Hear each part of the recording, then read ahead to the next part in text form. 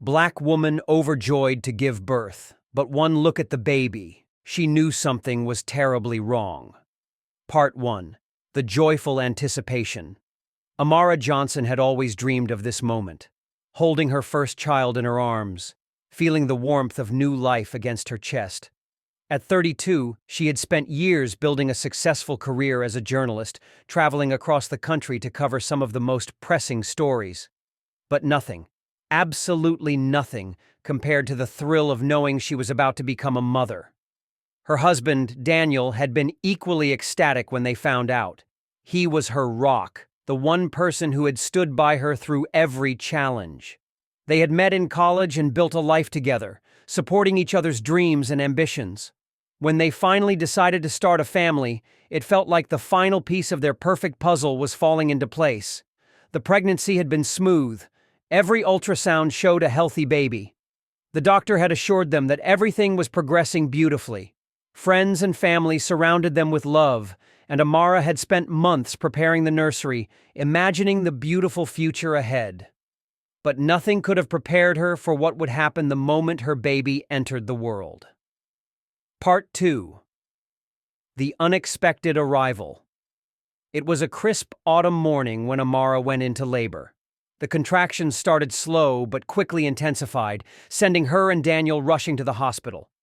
Despite the pain, she was eager, ready to meet the child she had nurtured for 9 long months. The delivery room buzzed with activity as nurses moved around, and the doctor guided her through the process. Hours passed, each one filled with anticipation, exhaustion, and adrenaline. And then, finally, she heard the cry, the beautiful, piercing wail of her newborn baby. Tears streamed down her face as the doctor lifted the child and placed it in her arms, but the moment she looked at her baby's face, a cold shiver ran down her spine. Something was wrong. Terribly, terribly wrong. Part 3. A Shocking Revelation.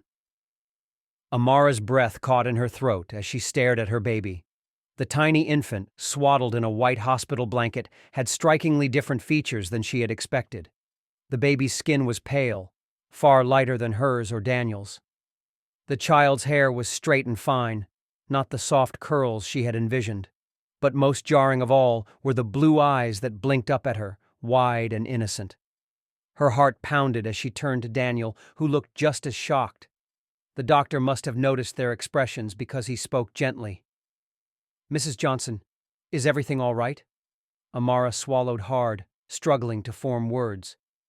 Why does my baby look like this?" The room fell silent. The nurses exchanged nervous glances. Daniel's voice was barely above a whisper. "Are you sure this is our baby?" The doctor frowned. "Of course. We followed all protocols. Your child is healthy, but if you have concerns, we can run some tests."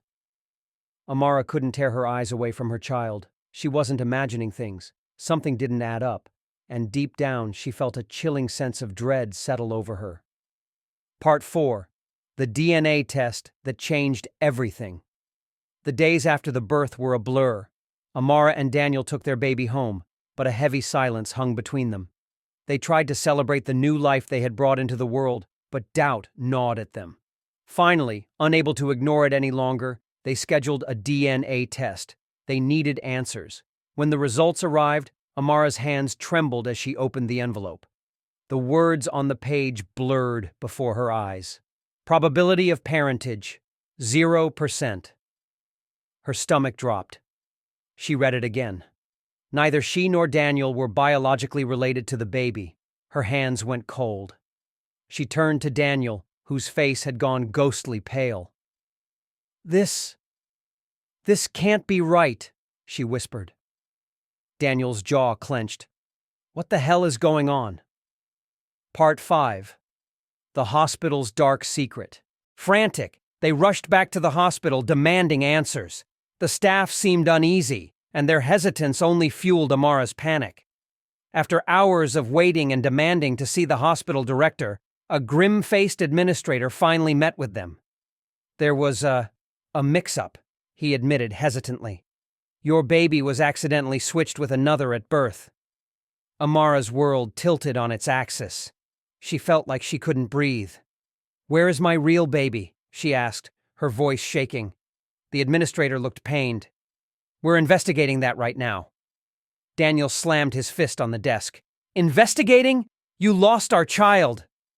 The hospital assured them they would get to the bottom of it, but every second that passed felt like agony. Somewhere out there, another family had their baby, and she had theirs.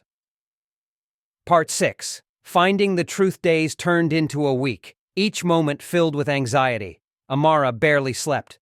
The thought of her real baby being out there, possibly in the wrong hands, tormented her. And then, the phone call came. "We found the other family." They arranged to meet at the hospital.